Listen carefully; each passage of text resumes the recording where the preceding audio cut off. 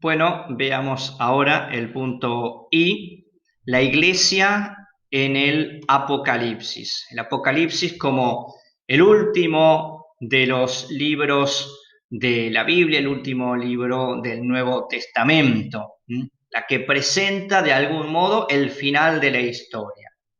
En Apocalipsis 1:5, esta es la iglesia de Jesucristo que es llamado el testigo fiel y el juez.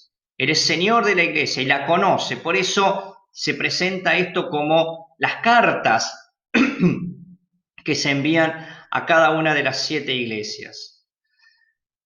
Se es pertenencia de Jesucristo por la muerte expiatoria, 5:9.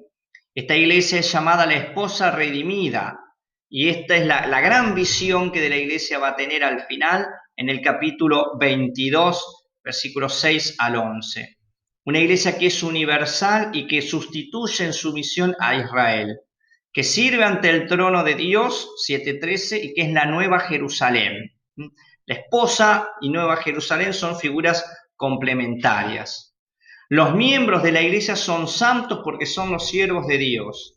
Dentro de este pueblo de santos hay profetas carismáticos, 11:18, en conversión continua. Volvemos aquí a la noción de que santidad no habla de una perfección moral, sino que testimonian a Jesús y que incluso pierden su vida por él. Lo confiesan, no se manchan con idolatrías y siguen al Cordero incluso a la pasión y la muerte, y por la pasión y la muerte a la victoria.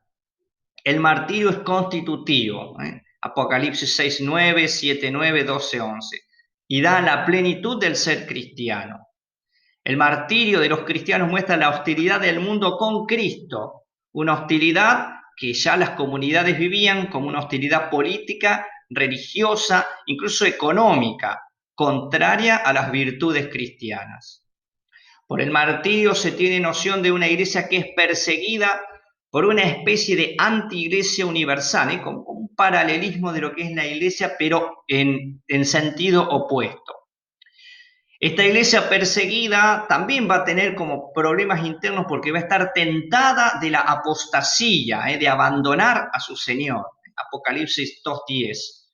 Pero finalmente esta iglesia que es perseguida triunfará porque está protegida y consolidada por Cristo. Una iglesia que es convocada constantemente a través del Espíritu Santo, que por lo tanto debe tener perseverancia, vigilancia y esperanza. Podemos decir que el Apocalipsis presenta a la iglesia como una magnitud escatológica, vuelvo a decir, una plenitud que va a estar en el fin de los tiempos, pero con una compenetración temporal.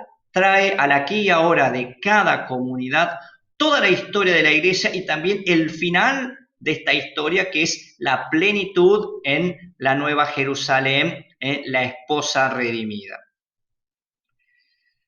Bueno, si nosotros quisiéramos hacer un pequeño paneo de todo lo que se dice de la iglesia en el Nuevo Testamento, de ciertas líneas generales, podemos decir que para el Nuevo Testamento la iglesia es universal y concreta, es local y a su vez es trascendente.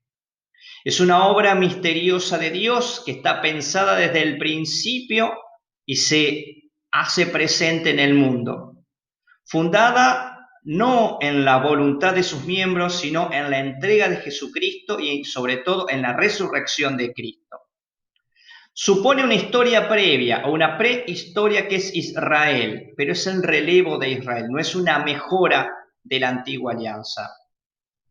Esta iglesia existe ya en el grupo terreno de los discípulos de Jesús, por lo tanto no es un invento de la comunidad apostólica o posapostólica.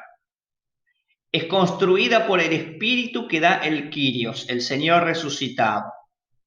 Esta iglesia es apostólica, es decir, es fundada sobre los apóstoles, sobre su acción y predicación. Es universal, porque va a todos y es una en la multiplicidad de las comunidades, y no por federación, sino porque lo que la hace una es Cristo y el Espíritu.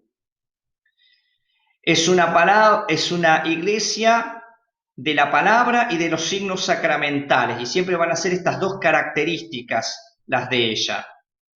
Desde el principio la Iglesia tiene un orden, y lo vemos en la existencia de carisma y ministerio, ¿eh? Por un lado y por el otro. En la Iglesia lo que la caracteriza es la centralidad de la fe en Cristo. ¿Quién es Cristo? Es lo fundamental.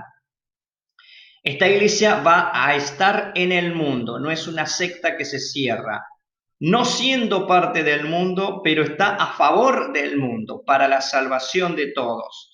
Y, como explicábamos en la referencia al Apocalipsis, es un fenómeno escatológico. Trae, en cierto modo, al aquí y ahora de la historia, de cada historia, la plenitud final del reino de Dios.